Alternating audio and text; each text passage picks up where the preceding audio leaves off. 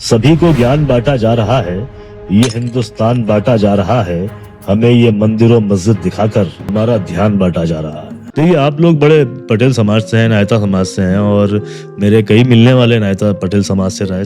सिर्फ खंजर ही नहीं, आंखों में पानी चाहिए है खुदा, दुश्मन भी मुझको खानदानी चाहिए। पॉलिटिकल पार्टियों के लिए भी बहुत विद्रोह था उनके शायरी में। स्टैंड अप के लोगों ने उन गालियों को घर के अंदर तक पहुंचा दिया है, तो ये सबसे बड़ा नुकसान उन्होंने किया। और भाई हम भी गाली बकना जानते हैं, इसका मतलब ये नहीं कि हम ऑन कैमरा आके गाली बकने लगे। शायर बनने से पहले राहत साहब एक पेंटर थे। जितने अपने थे मर गए हैं मेरे, सारे हमदर्द डर गए हैं मेरे। मैं 2 बार कपिल शर्मा शो में गया राहत साहब के साथ। राहत साहब और कैलाश जी की संबंध बहुत पुराने रहे, क्योंकि दोनों मिल एरिया में थे। पहली बात तो ये मालवा मिल में। तो दिलीप साहब ने गौरी साहब से कहा कि यार राहत को इस फिल्म में थोड़ा सा कैमियो दो। मुन्ना भाई MBBS, एम बोले तो मास्टर में मास्टर, या मिशन कश्मीर, घूम रो शाम रंग घूम रो, ऐसी 100-125 फिल्में जिसमें राज साहब की फिल्मों में गाने थे। दंगल की सक्सेस पार्टी थी पंचगनी में, तो वहां पे राज साहब को आमिर खान ने इनवाइट किया था। उम्र भर अभी ये सफेदी नहीं जाने वाली, और मैं मरूंगा तो यहीं दफन किया जाऊंगा, मेरी मिट्टी भी कराची नहीं जाने वाली। क्या बात।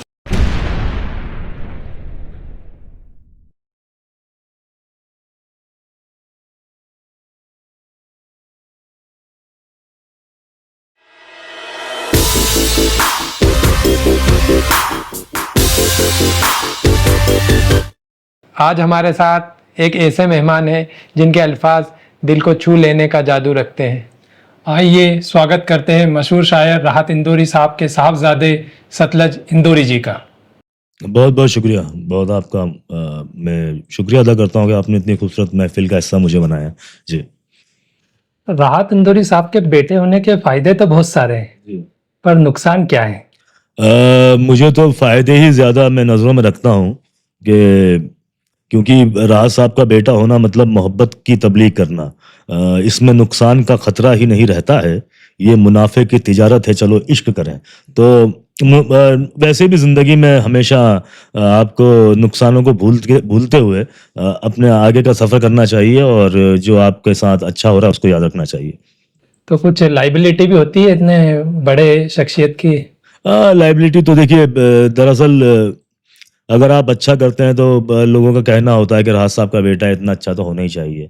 अगर आप खराब करते हैं तो कहते हैं राहत साहब का बेटा इतना खराब है। तो तुलना बहुत बड़ी शख्सियत से आपकी होती है, आपका मुकाबला बहुत बड़ी शख्सियत से होता है, तो ये एक बहुत बड़ा ड्रॉबैक है। लेकिन राहत साहब का शेर है कि मैं जंग जीत चुका हूं मगर ये उलझन है, मैं जंग जीत चुका हूं मगर ये उलझन है, अब अपने आप से होगा मुकाबला मेरा। क्या बात है, वाह। अगर आप राहत साहब के बेटे ना होते तो आज आप जिस कद के शायर हैं उस कद पर होते या नहीं होते? नहीं, मुझे नहीं लगता कि मेरी सबसे बड़ी खूबी अल्हम्दुलिल्लाह यही है कि मैं राहत साहब का बेटा हूँ। और दरअसल हिंदुस्तान में निस्बतों का एहतराम है, आस्थाओं का सम्मान है। आप उसकी इज्जत करते हैं जिसकी इज्जत आपके पुरखे करते रहे या अजदाद करते रहे, तो इज्जतें और एहतराम आपको विरासत में मिलता है। तो राहत साहब की वजह से मुझे बहुत कुछ इज्जतें और बहुत सी शोहरतें मिल जाती हैं।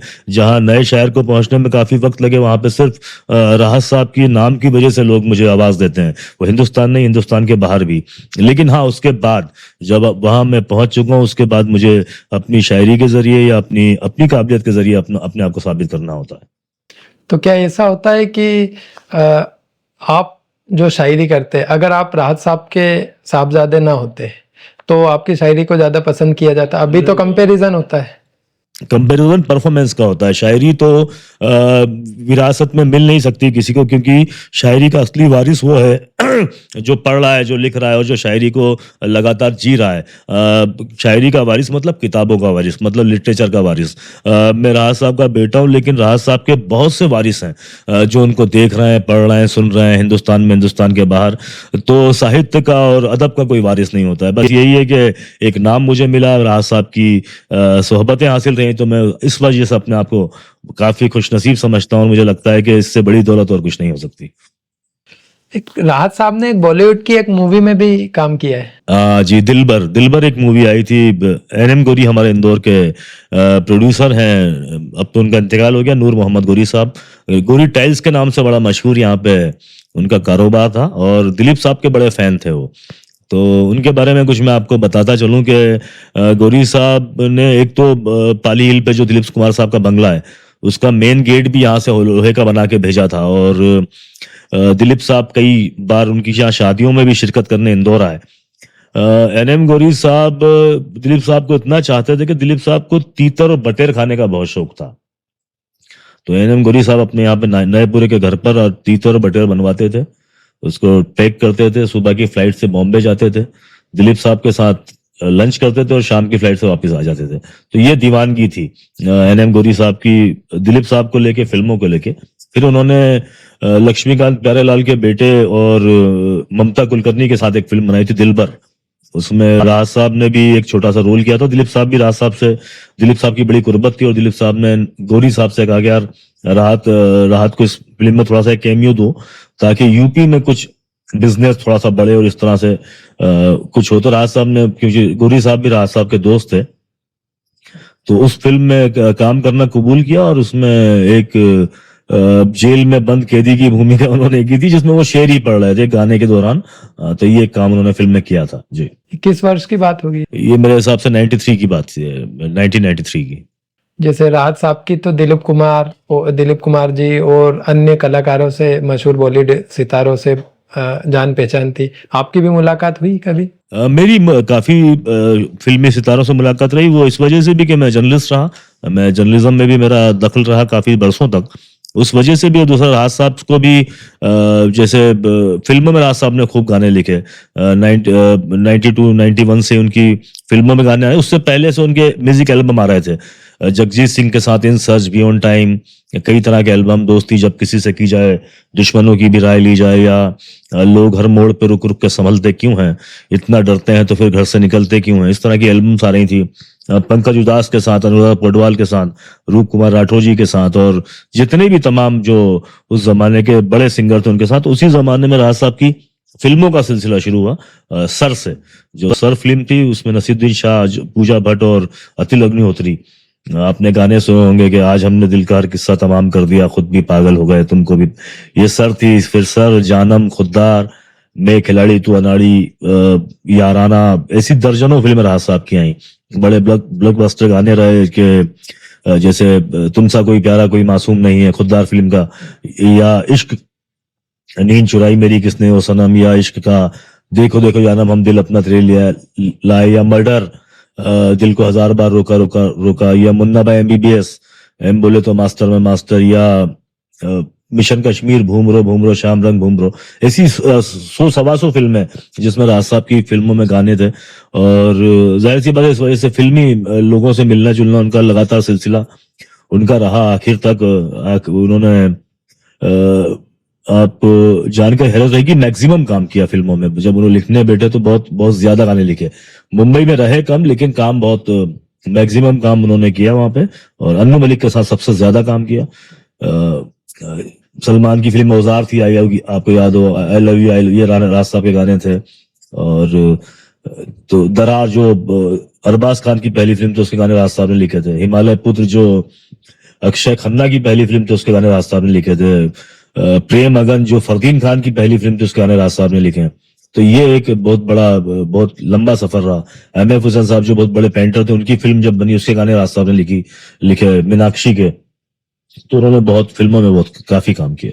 इतना मुंबई में और बॉलीवुड में इतना काम करते थे राहत साहब, जी। तो कभी उन्होंने सोचा कि वहीं शिफ्ट हो जाए? नहीं, वो इंदौरी थे, पक्के इंदौरी। इंदौर उनको वो तो जैसे वक्त मिलता था कि इंदौर भाग आते थे। फिल्में में भी उन्होंने काम इसलिए किया कि उनको उस वक्त, उस जमाने में शायरों में, मुशायरों में इतनी शोहरत, इतना पैसा नहीं होता था।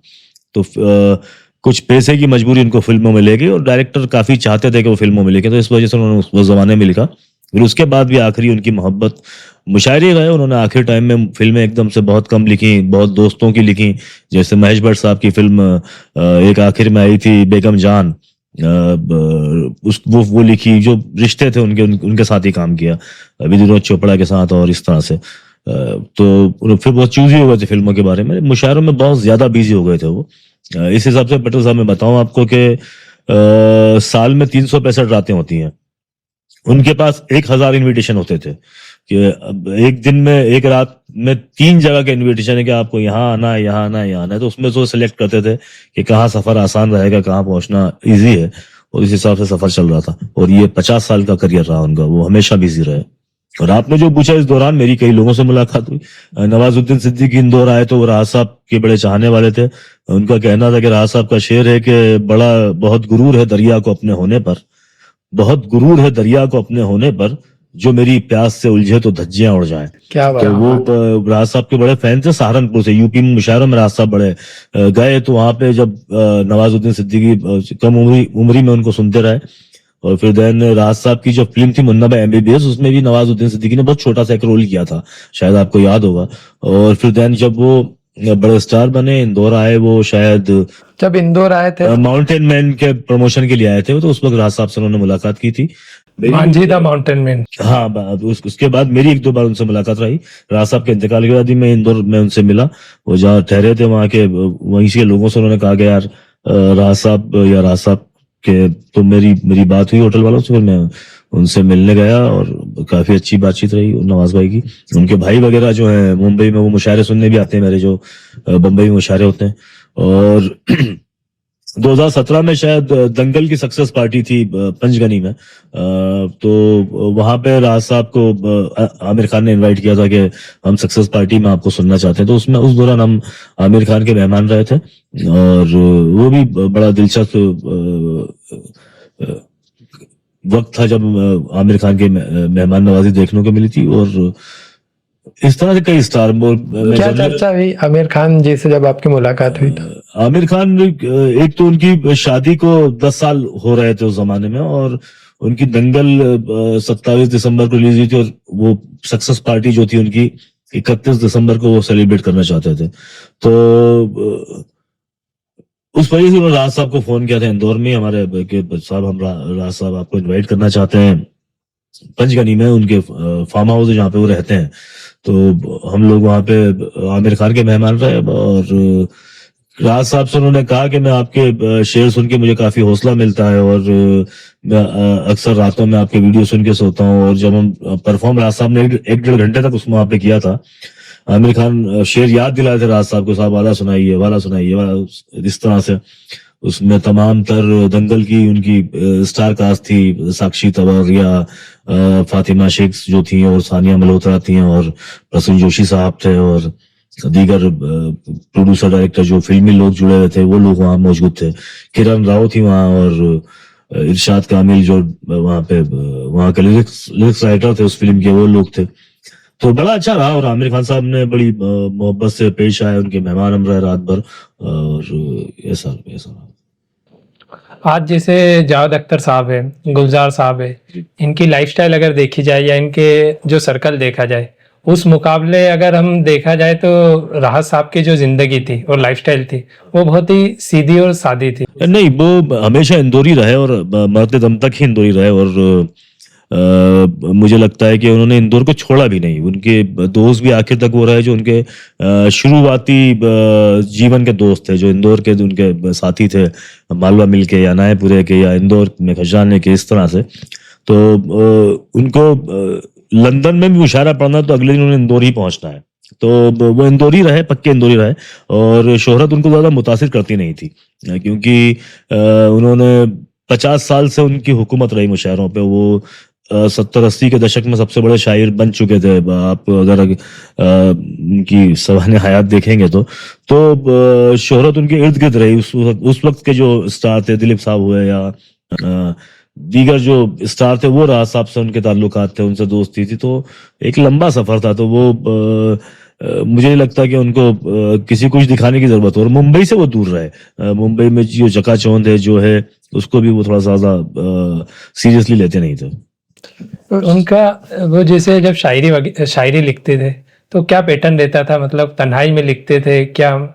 नहीं, वो चलते फिरते शेर होते थे उनसे, वो सफ़र के दौरान ज़्यादातर शायरी अपनी लिखते थे और उनकी शायरी में हमेशा एक मैसेज होता था कि वो हमेशा खिताब करते थे अवाम से। वो मज़लूम के शायर थे, वो जो दबे कुचले इंसान हैं उनके शायर थे, जो आवाज़ों को सुना नहीं जा रहा है उनके शायर थे। तो उनकी शायरी में आपको मोहब्बत, रोमांस, दिल लगी, प्यार-व्यार थोड़ा कम मिलेगा, उसमें एहतिजाज, उसमें एक विद्रोह ज़्यादा मिलेगा। और विद्रोह से देखा जाए तो पॉलिटिकल पार्टियों के लिए भी बहुत विद्रोह था उनके शायरी में। सबसे ज़्यादा विरोध उनके शेर पे अगर हुआ तो वो है सभी का खून है शामिल यहाँ की मिट्टी में, किसी के बाप का हिंदुस्तान थोड़ी है। तो ये शेर उन्होंने इमरजेंसी के ज़माने में कहा था और ये लेकिन ये शेर वक्त के साथ-साथ वापस पैदा होता जाता है। अलग-अलग पॉलिटिकल पार्टियों ने इसको इस्तेमाल किया, अलग-अलग पॉलिटिकल पार्टियों के बारे में। ये कांग्रेस के खिलाफ भी इस्तेमाल हुआ, ये बीजेपी के खिलाफ भी इस्तेमाल हुआ और आज भी लोग एक-दूसरे के खिलाफ इसको इस्तेमाल करते हैं। तो एक बड़ा शेर वही होता है जो अपने आप को हर दौर में वापस से उगाता है, वापस से पैदा होता है, वापस से उसके नए सुनने वाले आते हैं। तो ये शेर एनआरसी प्रोटेस्ट में भी वापस से पैदा हुआ, ये उसके बाद बीजेपी के खिलाफ भी इस्तेमाल हुआ। कुछ अभी पिछले दिनों जब पंजाबी सिंगर दिलजोत यहाँ पे इंदौर में आए थे, दिलजीत शो करने के लिए, तो उन्होंने भी इसी शेर से शायरी शुरुआत की थी और ये पूरा शो राहत साहब के नाम पे उन्होंने डेडिकेट किया था और उन्होंने ये शेर सुनाया था। तो ये शेर लगातार पिछले 30-40 सालों से हिंदुस्तान की आवाज है। जी। जब पहली बार ये शेर पढ़ा गया था 30 साल पहले, उस वक्त क्या हालात थे जब ये शेर पढ़ा? ये इमरजेंसी के जमाने में ये शेर कहा गया था, इंदिरा गांधी की सरकार के जमाने में ये शेर कहा गया था। तो उस वक्त जो पॉलिटिकल हालात थे वो सबकी नजरों में है, उस जमाने का ये शेर था। जी। शायर बनने से पहले राहत साहब एक पेंटर थे। जी। वो बकायदा उन्होंने साइन बोर्ड डिजाइन किए हैं, फिल्मी पर्दे वो डिजाइन किया करते थे और मालवा मिल में उनकी दुकान हुआ करती थी और उन्होंने काफी पेंटिंग की, क्योंकि शायरी की तरह ही वो पेंटिंग में बड़े डूबे हुए थे और उसके साथ साथ उन्होंने अपनी तालीम का सिलसिला जारी रखा। उन्होंने बीए किया, एमए किया, फिर देन उन्होंने पीएचडी की, वो डॉक्टर राहत इंदौरी बने और फिर इंदौर के आईके कॉलेज में उन्होंने 10 साल तक उर्दू पढ़ाया भी बच्चों को और इंदौर में कई ऐसे स्टूडेंट हैं जो राज साहब से पढ़े हुए हैं आईके कॉलेज में। एक और सवाल है कि राहत साहब ने नाम तो बहुत कमाया, शोहरत तो बहुत कमाई, क्या पीछे करोड़ों की संपत्ति भी छोड़ के गए? संपत्ति का हिसाब लगाना मेरे लिए मुमकिन नहीं है और मैं शायद आपको बताऊंगा तो आपके लिए भी मुमकिन नहीं होगा। अच्छा, सबसे पहली बात तो ये कि इन दिनों भाई पहले तो इंदौर में जिनके पास पैसा होता था या जमीन होती थी वो बड़ा आदमी होता था। जयपुर में जिनके पास हीरे हैं वो बड़ा आदमी है। जमीन पे होती है, हीरे जेब में रखे जाते हैं, तिजोरी में रखे जाते हैं। अभी सबसे बड़ा बिजनेस मुझे लगता है कि सोशल नेटवर्किंग का है, एलन मस्क का एक्स है, लेकिन वो किसी जेब में उसको रखना नहीं पड़ रहा है। तो इन दिनों पैसा एक डिजिट बन चुका है और एक बड़ा तबका जो है वो यूट्यूब के जरिए या सोशल मीडिया के जरिए काफी पैसा कमा रहा है। शायद आपको इस बात का एहसास होगा, लेकिन हम लोगों ने राहत साहब के वीडियो को किसी भी जगह स्ट्राइक नहीं लगवाया। जिन लोगों ने उसको अपलोड कर रखा है वही उसके पैसे कमा रहे हैं और ऐसे दर्जनों और हजारों लोग हैं, सैकड़ों लोग हैं जो राहत साहब के वीडियो से अपने घर की रोटी उनकी चल रही है और ये हमारे लिए खुशी की बात है और हम चाहते भी नहीं कि उनका स्ट्राइक लगाया जाए। जिन लोगों ने अपने छोटे से मोबाइल पे राहत साहब को सुनते हुए क्लिप बनाए उसको अपलोड कर दिया और उससे उसको कुछ मिल भी रहा है, तो ये हमारे लिए मुझे लगता है कि खुशी की बात है। दूसरा ये कि मैं दुनिया में जहां भी पटेल साहब, दुनिया में जहां भी उर्दू लिखी पढ़ी बोली जाती है, अगर मैं वहां जाऊं तो वहां पे मुझसे मिलने वाले, मुझे जानने वाले सैकड़ों लोग हैं, चाहे वो ऑस्ट्रेलिया हो, चाहे वो अमेरिका हो, चाहे वो दुबई हो, चाहे वो सऊदी अरब हो। और राहत साहब की वजह से मुझे, मेरे लिए कई घर हैं दुनिया के हर हिस्से में और हिंदुस्तान के सब शहरों में। मैं मुंबई दिल्ली जाता हूं तो हालांकि ऑर्गेनाइजर मुझे होटलों में ठहराते हैं, लेकिन वहां के लोकल लोग मुझसे आके शिकायत करते हैं कि आपको हमारे यहाँ ठहरना था। ऐसे हर शहर में मेरे साथ ये ताल्लुकात है, तो मुझे लगता है कि ये इससे बड़ी कमाई क्या हो सकती है। दूसरा, राज साहब एक फकीर आदमी रहे, उन्होंने पैसों को ज्यादा कभी अहमियत नहीं दी और उन्होंने जब उनकी तबीयत खराब हुई 2013 से लेकर 2020 तक, तो मैं उनके साथ सफर करता था। मुशायरा उनकी एक आदत थे, वो जो भी उनका पुराना मिलने वाला चाहता था कि मुशायरे में आइए तो वो चले जाते थे। फिर देन मेरे बड़े भाई फैसल राहत ने उसको थोड़ा सा मैनेज किया कि साहब आप जहाँ फ्लाइट जाएगी वहीं आप मुशायरे में जाएंगे, और जो आपको पेमेंट मिलना है उसकी बात भी मैं करूंगा। राहत साहब ऐसे शायर थे कि वो जितना पैसा बोल दें उतना वो कन्वीनर देने को तैयार होता था। हर दुनिया हिंदुस्तान का हर कन्वीनर चाहता था कि राहत साहब उनके मुशायरे में मौजूद रहे, क्योंकि राहत साहब का मुशायरे में होना उस मुशायरे की कामयाबी की जमानत हुआ करता था। तो जब राहत साहब मैं उनके साथ सफर करने लगा, और देन तो 10 साल तक राहत साहब की जेब खाली रहती थी, ना उसमें आधार कार्ड, ना उसमें पैन कार्ड, ना उसमें 1 रुपया, ना उनको मालूम है कि मुशायरे में क्या पैसा मिलने वाला है, ना वो पूछते थे। ऑर्गेनाइजर बैंक में ऑनलाइन डालता था, अगर कुछ कैश देना है उसको तो वो मुझे देता था। तो राज साहब को ये मालूम भी नहीं होता था कि वो कितना पैसा उनको मुशायरे में मिल रहा है, और उनको कोई परवाह भी नहीं थी। तो राज साहब पैसे को लेकर बहुत बेनायास थे, और कभी भी उनको पैसों की जरूरत नहीं पड़ी कि यार बहुत ज्यादा जरूरत पड़ गई है, तो वो संतुष्ट भी थे। उनको कुछ बहुत ज्यादा पैसे की लालसा भी नहीं थी। लेकिन चूंकि आपने पैसों की बात निकाली, इन दिनों बैंक बैलेंस ही शायद इंसान की कामयाबी और नाकामयाबी का पैमाना है। इस वजह से मैं आपको एक छोटी सी बात बताता हूँ कि राहत साहब जो 90s में जो गाने लिखे थे, राहत साहब ने जो 90s में गाने लिखे थे, वो गाने अब सारे ऑडियो प्लेटफॉर्म पे चलते हैं, तो उसकी लाखों रुपए रॉयल्टी हर महीने बनती है। और ऐसे राज साहब ने 200 गाने लिखे थे, उनके गाने फिर से लोग इस्तेमाल करते हैं। जो जैसे अभी पवन सिंह ने उनका गाना इस्तेमाल किया, तुम सा कोई प्यारा कोई मासूम नहीं है, तो वो फिर से जिंदा हो गया, वो फिर से राज साहब के नाम से मंसूब है। अभी एक फिल्म आई दीवानगी, उसमें भी राज साहब गाना कोई जाए तो ले आए मेरी लाख दुआएं, राज साहब गाना है घातक फिल्म का ही, जो वापस से रिलीज हुआ है। तो इस तरह से होता है। राज साहब की किताबें बेस्ट सेलर हैं। अभी जो उनकी किताब मैं जिंदा हूँ पिछले साल आई है रेखता से, वो दुनिया में सबसे ज्यादा बिकने वाली किताब है शायरी की। तो इस तरह से राज साहब की रॉयल्टी और राज साहब की किताबें बहुत बिकती हैं। राज साहब को ये है मामला। तो ये जो मंदी का जमाना है गुजर जाने दे, जी ये जो राज साहब का शेर है, ये जो मंदी का जमाना है गुजर जाने दे, फिर पता तुझको चलेगा मेरी कीमत क्या है। क्या बात सही हो। क्या राहत साहब की जिंदगी में कोई कमी या कोई गम था जिसने उन्हें शायर बना दिया? नहीं, कमी या गम तो नहीं, लेकिन एहतिजाज था, एक विद्रोह था, एक जो गैर बराबरी थी समाज में, जो मजलूमों की आवाज को नहीं सुना जा रहा था, वो एक उसमें एक गुस्सा था। तो वही उसका ही इजहार उन्होंने शायरी के जरिए किया। उन्होंने अपने पूरे करियर में उन्होंने हमेशा जुल्म के खिलाफ आवाज उठाई। आपको इंटरव्यू के दौरान कहते हुए सुना है कि इंसान को देखकर नहीं सुनकर फैसला किया जाए, क्यों कैसा है? देखिए, हम लोगों से मिलते हैं, आप जाहिर सी बात है, तो कोई देखने में आपको खूबसूरत लगता है, कोई देखने में आपको ठीक नहीं लगता है कि यार ये खूबसूरत है, ये थोड़ा सा खराब है। लेकिन सबका अलग अलग होना ही वो खूबसूरती है। अगर सब लोग खूबसूरत रहेंगे तो खूबसूरती का कोई मायने नहीं है। आपको जितनी भी मखलूक है दुनिया की, वो सब सबसे अफजल हम लोग इसलिए हैं क्योंकि हम लोग बोल पाते हैं, सुन पाते हैं। तो सबसे बड़ी सिफत, सबसे बड़ी विशेषता हम लोगों में यही है कि हम लोग बोल सुन पाते हैं। तो आपको सुन के फैसला करना चाहिए कि इंसान क्या है। दरअसल इंसान अपनी जुबान के नीचे पोशीदा है, तो सुन के ज्यादा बेहतर आप फैसला कर सकते हैं। किस इंसान को आप सफल मानते हैं? क्या सफल होने के लिए दौलत होना जरूरी है? नहीं, मैं सफल उसको मानता हूँ जिसके आसपास के लोग खुश हैं।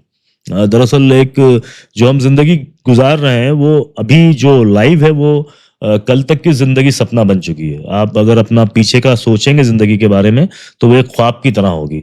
तो आपके साथ जो लोग जुड़े हुए हैं, वो जब अपनी जिंदगी को सोचें तो उनको एक अच्छा ख्वाब दिखाई दे।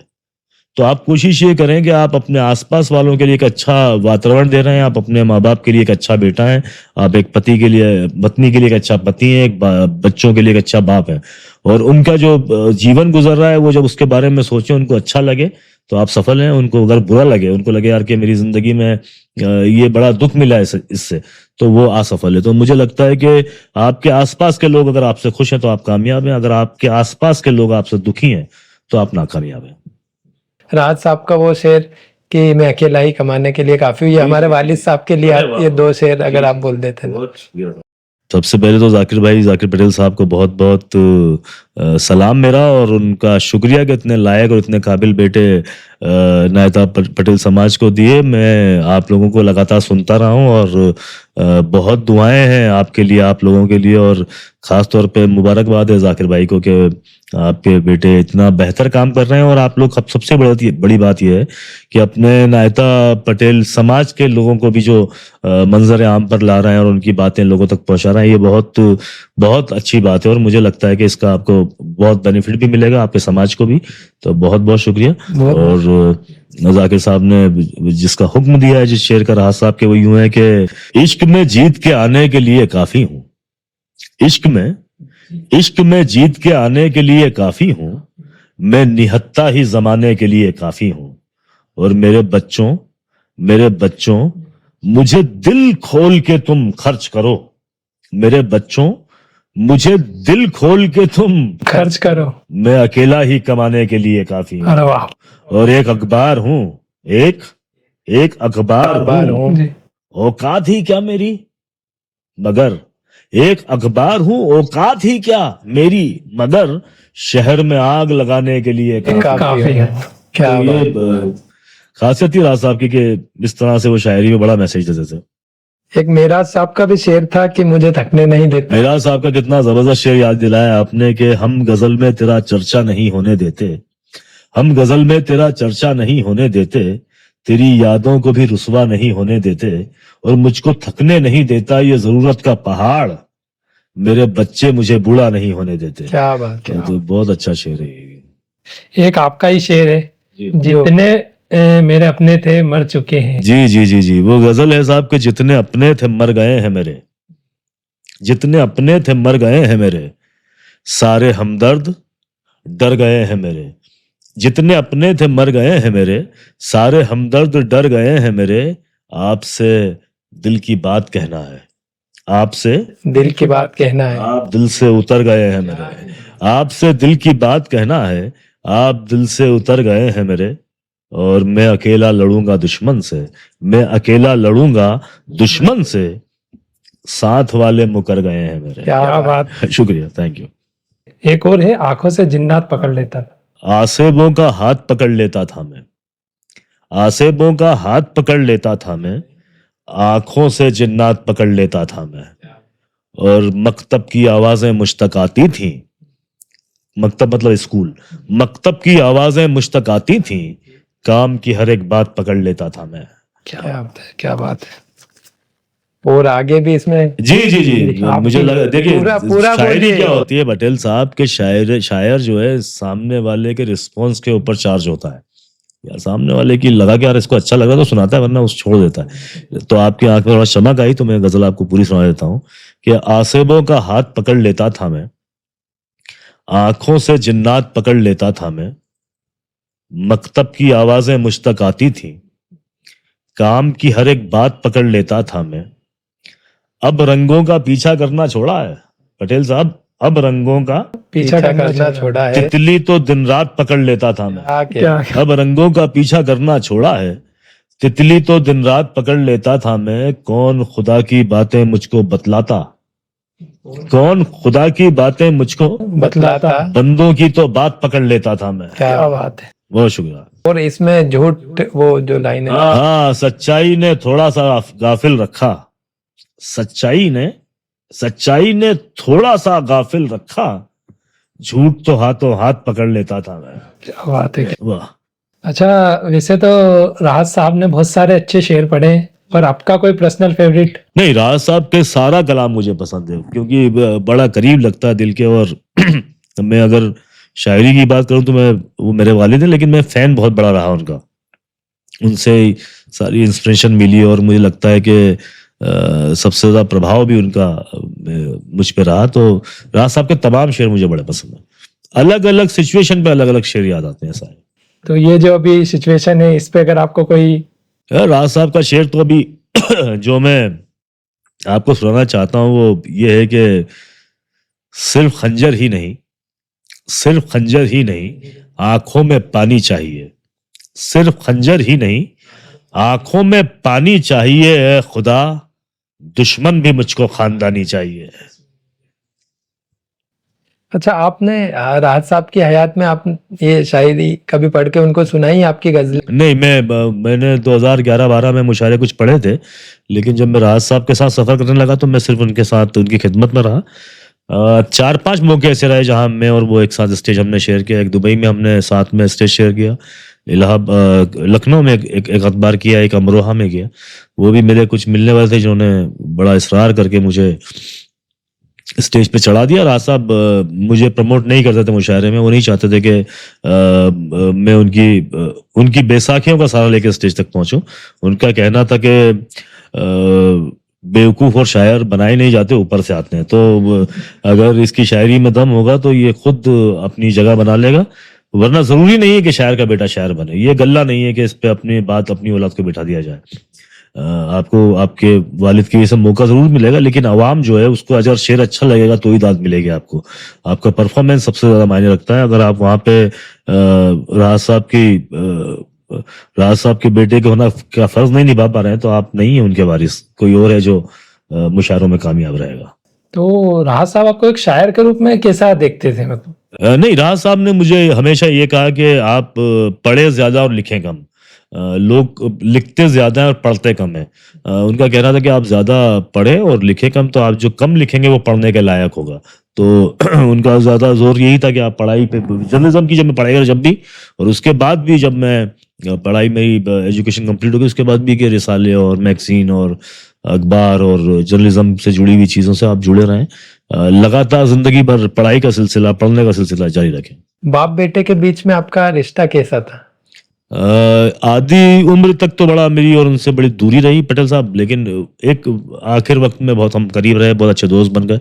क्योंकि सफ़र मैंने राज साहब के साथ बहुत किया, 16-17 मुल्कों का सफ़र किया, और हिंदुस्तान में पूरी हिंदुस्तान का उनके साथ मैंने हिंदुस्तान का पूरा खाक छानी एक तरह से। तो बहुत अच्छी ट्यूनिंग हुई, लेकिन शुरुआत में मेरी हरकतें कुछ ऐसी थी कि राज साहब और मुझसे बड़ी खींचतान रहती थी। वो मुशायरों में उस टाइम पे बिजी थे और मैं यहाँ पे अपनी इंदौर में आवारगर्दी में काफ़ी बिजी रहा। तो एक नाफरमा बरदार बेटा मैं रहा शुरुआत में, लेकिन फिर आखिर में मेरी उनसे अच्छी ट्यूनिंग रही। तो जैसे अक्सर ऐसा होता है कि जिनसे हम सबसे ज्यादा मोहब्बत करते हैं उनसे ही इजहार नहीं कर पाते, जैसे बेटा अपने बाप से नहीं कर पाता। तो कभी आपने ऐसा हुआ है कि राहत साहब को गले लगाया? नहीं, ऐसा नहीं हुआ था, कोई नहीं कर पाता पटेल साहब। हम तो, और बाकी मैं तो बहुत डरता था अपने वालिद से। वजह ये थी कि वो जब मुशायरों से इंदौर लौटते थे तो मेरी शिकायतें उन तक पहुंचती थी, इसने ऐसा किया या इसकी ये शिकायत आई। तो मैं उनसे बचता रहता था कि भाई जब वो सो जाएं, जब घर के अंदर एंट्री करूं, जब वो सुबह उठे उससे पहले घर से निकल जाऊं। तो इस तरह का मेरा उनसे रिश्ता रहा, लेकिन फिर बाद में सब ठीक रहा सब। क्या कहना चाहेंगे जो इजहार नहीं कर पाते? तो नहीं करना चाहिए, और इजहार जरूरी नहीं कि बोल के किया जाए। उनकी सेवा करके उनको प्यार से देखना भी इबादत है हमारे इसमें। तो अपने माँ बाप को प्यार से देखना इबादत है, उनसे जोर से बात नहीं करना इबादत है। आप तो उनके साथ बैठना भी एक तरह से, मतलब तो जितनी ज्यादा हो सके उतनी आप खिदमत करें। और मेरे लिए, मैंने जो देखिए पीक टाइम होता है आपका, मुझे लगता है कि 27-28 साल से लेकर 38-40 साल तक आपका जो करियर का टाइम होता है वो सबसे पीक टाइम होता है। उस जमाने में मैं राहत साहब के साथ उनकी खिदमत में था, और मैं अब सोचता हूँ कि उससे बढ़िया टाइम कुछ नहीं था। अगर मैं वहां पे राहत साहब के साथ ना होता और मुशायरों में अपना अलग से करियर बनाना होता तो मैं हो सकता है छोटा मोटा शायर बन जाता, लेकिन मैं एक अच्छा बेटा नहीं बन पाता। तो मेरे लिए वही सबसे अच्छा सफर रहा। और मुझे लगता है कि हर बेटे को, बच्चों को अपने वालिद और अपनी वालिदा के साथ मैक्सिमम टाइम गुजारना चाहिए। और मैंने कहा भी कि आपके साथ वाले अगर खुश हैं तो आप कामयाब हैं। असल कामयाबी वही है जी। कभी ऐसा लगा कि राहत साहब के जाने के बाद लोगों ने आपको किनारे कर दिया, किनारा कर लिया आपसे? लोगों ने नहीं, देखो क्या होता है कि हर प्रोफेशन में कुछ कंपटीशन होती है। तो मुशायरों में तो जो राहत साहब का जो फैन फॉलोइंग थी, राहत साहब की जो लोगों जो मोहब्बत देते हैं, उस वजह से मुझे मोहब्बतें बहुत ज़्यादा मिली हैं। मतलब मैं ये कह सकता हूँ कि अगर दरकिनार किया भी हो तो वो प्रोफेशनल डर की वजह से किया गया है कि यार राहत साहब का बेटा है, वो शायरी करता है, अच्छा परफॉर्म करता है, तो इसको मुशायरों का स्टेज कम मिले या इसको बड़े शहरों के मुशायरे ना मिले, ये कोशिश है। लेकिन आवाम से बहुत ज़्यादा मोहब्बत मिली और यही वजह है कि मैं लगातार बिजी हूँ और पूरे हिंदुस्तान में ही मैं मुशायरे पढ़ रहा हूँ। तो कुछ फर्क आया उनके जाने के बाद आपकी लाइफ में, लोगों को देखने का नजरिया आपको? नहीं नहीं, राहत साहब के बाद लोगों ने खुलकर मोहब्बत का इजहार भी किया।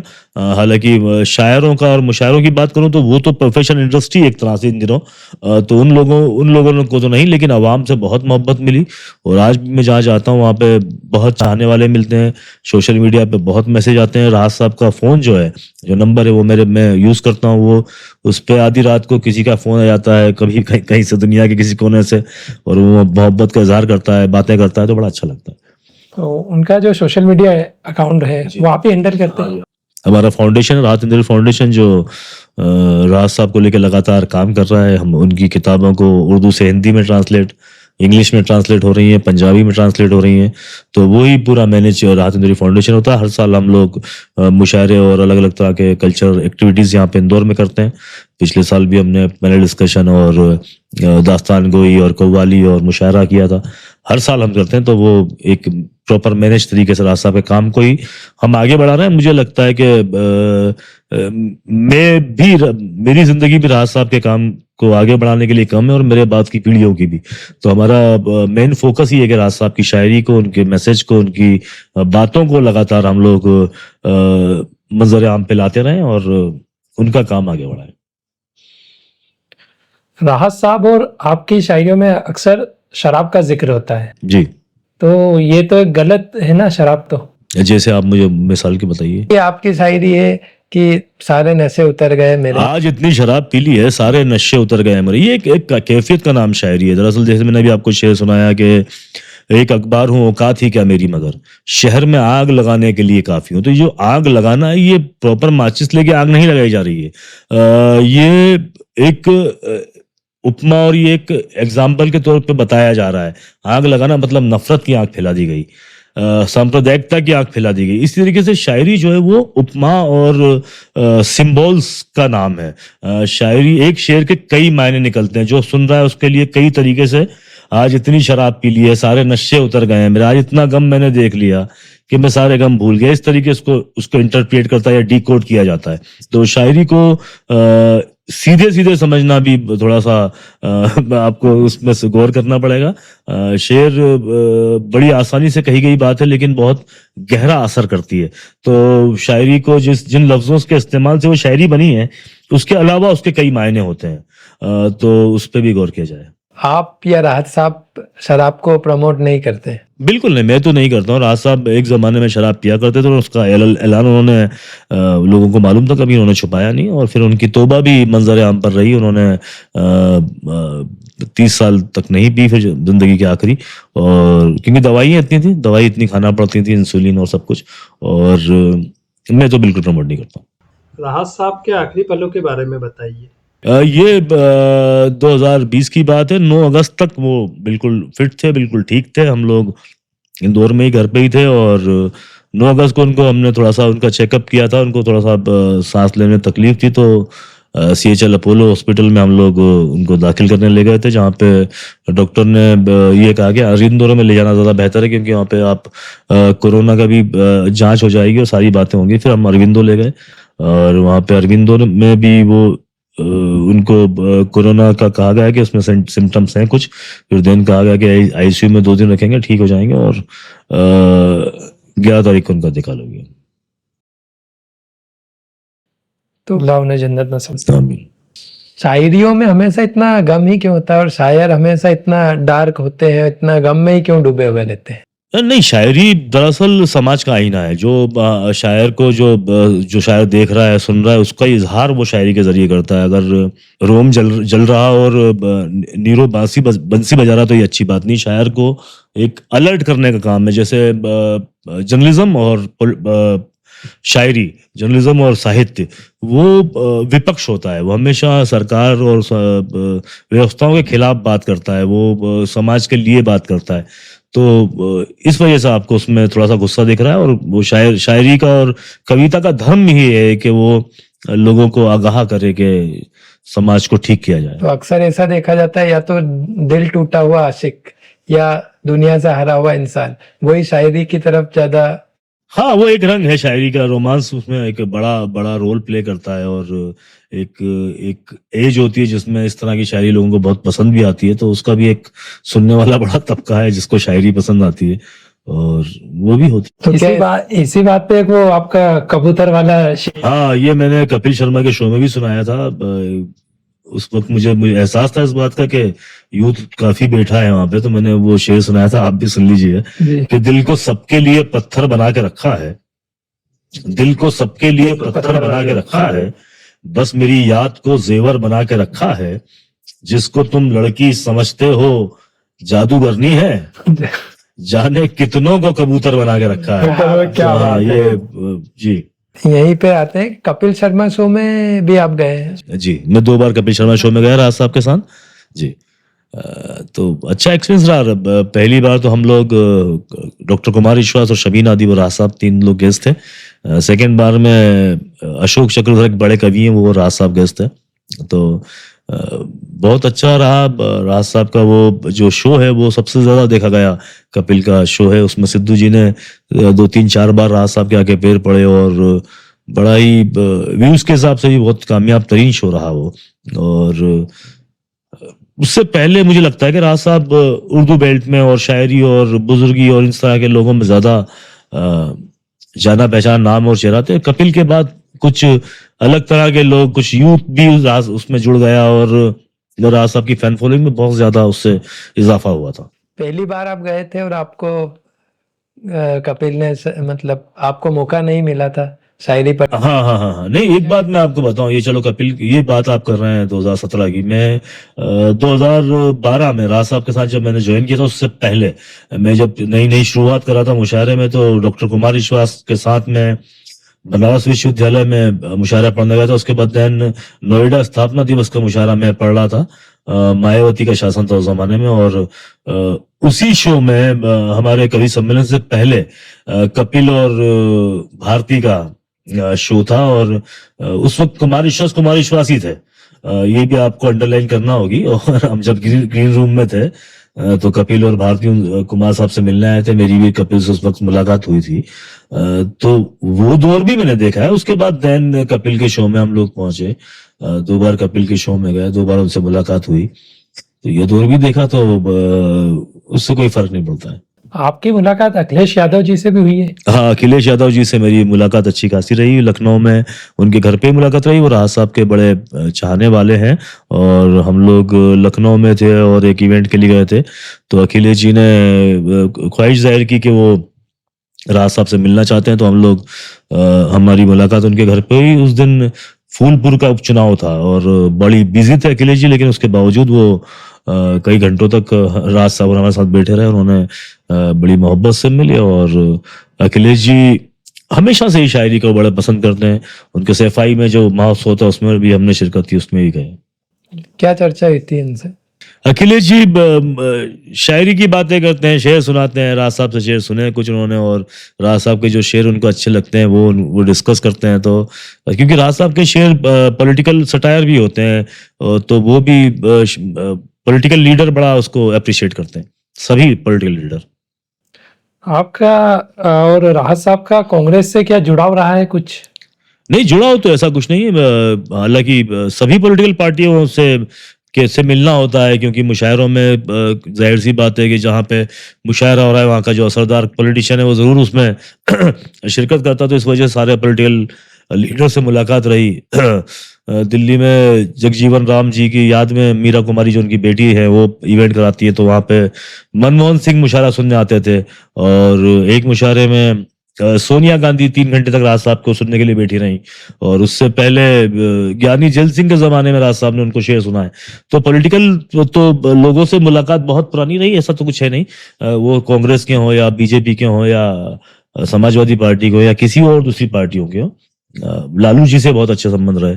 अभी राहुल गांधी जी की जो भारत जोड़ो यात्रा थी उसमें भी आप को चलते हुए देखा गया उनके साथ। हाँ जी, हाँ जी। मैं राहुल जी के साथ वही वही वजह है, क्योंकि चूंकि इतने पुराने राज साहब की वजह से तो वो जब इंदौर आए तो उनकी दिल्ली से उनकी टीम का मुझे फ़ोन आया था कि यार राहुल आप इंदौर में हैं और राज साहब की फैमिली के साथ किसी को हम चाहते हैं कि वो राहुल जी के साथ कुछ कदम चले। तो मैं उनके साथ 2-1 किलोमीटर यहाँ पे इंदौर में चला था और मैंने राज साहब की किताबें भी उनको गिफ्ट की थी। और कैसा लगा चल के, क्या किन बातों पर आपकी चर्चा हुई उनसे? नहीं, मेरी बातों पे ऐसी कोई बहुत गहरी गंभीर बातों पे चर्चा होना इसलिए भी पॉसिबल नहीं कि वो तो राहुल गांधी जी चल रहे थे, सिर्फ चल रहे थे, और जो भी उनके पास आ रहा है, जो भी बोल रहा है वो सुन रहे हैं। तो उनको अंडरलाइन करना कि मेरी ये चर्चा हुई या हमने ये बात की, ऐसा कुछ खास था नहीं। बस यही है कि कुछ शेर भी मैंने उनको सुनाए थे और ऐसी बातें कुछ खास नहीं कि जिसको जिक्र किया जाए। क्योंकि मुझे लगता है कि राहुल गांधी उस वक्त इतना चले और वो इतने लोगों से मिले, इतनी उनसे बातें की कि वो संत बन गए। आप देखिए ना, एक आदमी लगातार चल रहा है, कई लोगों को सुन रहा है, तो सुनना बहुत बड़ी बात है। लोग बोलने में ज्यादा यकीन करते हैं, तो राहुल गांधी ने इतने लोगों को सुना, उनके साथ चले। और मैं देखिए गैर पॉलिटिकल आदमी, मुझे उससे कोई माइलेज लेने की जरूरत नहीं कि उस यात्रा में मैं चला, क्योंकि पॉलिटिकल लोगों का वो काम है, उनको टिकट चाहिए। मुझे राहुल जी से मुलाकात हुई, मेरे लिए काफ़ी है। मैं एक आम सा इंसान हूँ, अपने इंडिया का शहरी हूँ, वो नेता प्रतिपक्ष हैं और हमारे देश के बड़े नेता हैं, उनके साथ चलना अच्छी बात है। और वो एक गैर पॉलिटिकल चलना था, मुझे नहीं लगता कि उसमें कोई सियासत थी। बस इसलिए कि कोई इंसान अगर भारत को जोड़ने की बात करता है कि भाई हम भारत जोड़ने की, तो चाहे वो आप हो चाहे मैं हूं, तो हमें उसका साथ देना चाहिए। तो मैं उसको इसलिए कि यार ये एक पॉलिटिकल लीडर हैं और जो भारत को जोड़ने की बात कर रहे हैं, तो कोई भी लीडर किसी भी पार्टी का अगर कहेगा कि भारत जोड़ा जाए, तो मैं तो उसके साथ चलने को तैयार हूँ। अभी मुनव्वर राना साहब जो है, उनके साहबजादे हैं तबरेज राना साहब, उन्होंने कहा है कि हमको सुप्रीम कोर्ट पे भरोसा है, नहीं तो हम इंडिया कप का छोड़ चुके होते। तो इस बात पर आप क्या बोलना चाहेंगे? नहीं, मैं तो पहले तो तबरेज़ राना साहब को मुनव्वर साहब का एक शेर याद दिलाना चाहूंगा। मैंने उनका पहला बयान पूरा सुना नहीं, लेकिन हाँ मैंने भी ये सुना है कि उन्होंने ऐसा कहा। तो वो शेर ये है कि आ गई है तो रहेगी नहीं जाने वाली। मुनव्वर राना साहब कहते हैं कि आ गई है तो रहेगी नहीं जाने वाली, उम्र भर अभी ये सफेदी नहीं जाने वाली, और मैं मरूंगा तो यहीं दफन किया जाऊंगा, मेरी मिट्टी भी कराची नहीं जाने वाली। क्या बात। और मैं आपको बताया कि मुझे दिल्ली में, बंबई में लोग कहते हैं कि साहब यहाँ पे आए, यहाँ पे रुके। मुझे मुंबई में काम भी काफी लोगों ने ऑफर किया है कि, लेकिन मुझे इंदौर नहीं छूटता है, मुझसे अपनी गली नहीं छूटती है। मुझे लगता है कि कैसे मैं इस गली को छोड़ के जाऊं, तो हिंदुस्तान और मुल्क छोड़ना तो बहुत बड़ी बात है, मैं तो ऐसा कर नहीं पाऊंगा। और राज साहब का शेर है कि आपने सुनी गजल कि बुलाती है मगर जाने का नहीं जी। इसमें एक शेर है, बुलाती है मगर जाने का नहीं, ये दुनिया है इधर जाने का नहीं, और है दुनिया छोड़ना मंजूर, लेकिन वतन को छोड़कर जाने का नहीं। क्या बात। तो मैं ये मेरा ऐसा कहना है मेरा। अभी देखा जा रहा है कि युवा बहुत मायूस हो गए हैं, खुदकुशी की ओर बढ़ रहे हैं, तो क्या वजह है इसकी? डिप्रेशन काम, शायद मुझे लगता है डिप्रेशन सबसे बड़ी वजह है। लोगों के पास एक दूसरे के लिए वक्त नहीं है और अकेलापन भी इसके पीछे है। तो इसी वजह से जो फैमिलीज जो हैं उनको आपस में बहुत मिलजुल के और मोहब्बत से रहने का टाइम है ये, क्योंकि एक साथ रहते हुए भी हम लोग अलग अलग हैं, सबके हाथ में मोबाइल है और अपनी अपनी दुनिया में खोया हुआ है। और पटेल साहब, मैं बड़ा डर जाता हूँ जब अपने बच्चों के हाथ में मोबाइल देखता हूँ कि यार वो स्क्रॉल कर रहे हैं और स्क्रॉल करने में कुछ उनके सामने ऐसी चीज ना आ जाए कि वो घर में बैठे बैठे बिगड़ जाएं। क्योंकि जो सोशल मीडिया पे जो चीज़ें फैली हुई हैं उनकी सफाई भी बहुत ज़रूरी है, और उससे बचाव यही है कि हम लोग आपस में हमारी बातचीत हो, कन्वर्सेशन हो, एक दूसरे के हालचाल जानते रहें, घर वालों से मिलते जुलते रहें। तो मुझे लगता है कि इसका एक हल निकल सकता है, आप एक दूसरे का साथ दें। ये डिप्रेशन से बाहर निकलना सबसे ज़रूरी है और तन्हाई से बाहर निकलना, और यही आज के बच्चों का सबसे बड़ा प्रॉब्लम है। आपने इंडियाज गॉट लेटेंट पे भी बोला था, तो जो वहाँ पे जी बातचीत होती है, देखिए, जो गालियां हमने सुनी वो कभी भी घर में नहीं सुनी। आपने कोई गालियां आपने सीखी, आपका कानों में पड़ी, तो वो बाहर ही पड़ी होंगी। इस तरह के स्टैंड अप के लोगों ने उन गालियों को घर के अंदर तक पहुंचा दिया है। तो ये सबसे बड़ा नुकसान उन्होंने किया। और भाई हम भी गाली बकना जानते हैं। इसका मतलब ये नहीं कि हम ऑन कैमरा आके गाली बकने लगे। बहुत सी बातें होती हैं जिससे बचाया जाना चाहिए समाज को। मैं बिल्कुल भी उसके फेवर में नहीं हूँ। कॉमेडी बिना गाली के भी की जा सकती हाँ, बिल्कुल की जाती है। वही वही मेरा ये कहना है। तो मैं ज्यादा उसको पसंद नहीं करता हूँ। है। राहत साहब का एक सम्मान समारोह था जी। अमेरिका में, पर उन्हें वीजा नहीं मिला था। हाँ जी। तो क्या घटना थी वो? राहत साहब कई बार अपनी जिंदगी में एक दर्जन बार अमेरिका गए। उसके कई स्टेट्स में उन्होंने इवेंट किए, सब जगह ही, हर साल ही जाते थे इवन। लेकिन एक टाइम ये आया कि उनको वीजा के लिए अमेरिका सरकार ने मना कर दिया और उनका कहना था कि भाई देखो, जो मुल्क है उसके हाथ में होता है कि वीजा किसको देना है किसको नहीं देना है। और वीजा से उन्होंने मना किया तो राज साहब ने भी कबूल किया कि ठीक है, आप चाहते हैं कि मैं यूएस में नहीं वीजा मिल सकता तो ठीक है। हालांकि उसको बहुत मीडिया हाउस ने उठाया था और लोगों का बड़ा एतराज था कि राज साहब को वीजा क्यों नहीं दिया गया है। लेकिन ठीक है, वो उस सरकार की मर्जी थी और उनका ये कहना था कि हमें लगता है कि आप हिंदुस्तान वापस नहीं आएंगे। तो ये वजह रही थी। उससे पहले कभी गए थे अमेरिका? राज साहब दर्जनों बार अमेरिका गए, उनके जश्न रहे वहां पे। और सभी स्टेट्स में वहां पे, लॉस एंजलिस या न्यू जर्सी या फिर वॉशिंगटन या न्यूयॉर्क या ह्यूस्टन का तो मुशायरा बड़ा वायरल है सोशल मीडिया पे। पूरी दुनिया में वो जाते रहे, लंदन जाते रहे, हर जगह ही जाते रहे। बस एक ही बार ये इंसिडेंट हुआ था, मुझे तो मालूम नहीं, याद भी नहीं था, आपने मुझे वापस से रिकॉल करवाया। ये हुआ था अमेरिका के लिए। जी। किस्से के बाद भी गए कि नहीं गए? उसके बाद दूसरे मुल्क गया, शायद अमेरिका नहीं गए वो। वहाँ अप्लाई नहीं करा? अप्लाई नहीं किया उन्होंने अप्लाई नहीं किया उसके बाद। ये भी शायद 17-18 की बात है, 2017-18 की बात है। जी। राहत साहब को लाल किले पे 10 साल के लिए बैन कर दिया। हाँ जी, बैन कर दिया गया था। उन्होंने कुछ शेर वहां सुनाया था और गालिबन यही शेर था कि अगर खिलाफ है होने दो जान थोड़ी है, ये सब धुआं है कोई आसमान थोड़ी है, लगेगी आंख तो आएंगे घर कई जद में, लगेगी आग तो आएंगे घर कई जद में, यहाँ पे सिर्फ हमारा मकान थोड़ी है और हमारे मुंह से जो निकले वही सदाकत है, हमारे मुंह में तुम्हारी जुबान थोड़ी है।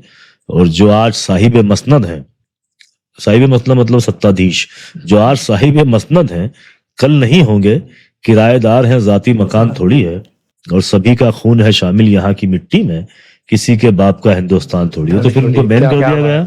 फिर शायद 10-12 साल बाद बैन हटा, फिर वो लाल किले पे गए तो उन्होंने ये कहा कि मैंने एक शेर सुनाया था जिसकी वजह से मुझे बैन कर दिया गया था, आज मेरा बैन हटा है और मैं उसी शेर से शुरुआत करता हूँ क्योंकि मैंने सच बोलना अभी भी नहीं छोड़ा। तो ये एक बहुत जबरदस्त उनकी जिंदगी का किस्सा। तो फिर से उन्होंने वही शेर बोला। जी। आपका एक फोटो देखा गया जिसमें आप और डॉक्टर अब्दुल कलाम जी साथ में चल रहे और पीछे कैलाश विजयवर्गीय जी भी चल रहे हैं। वो कब की बात है?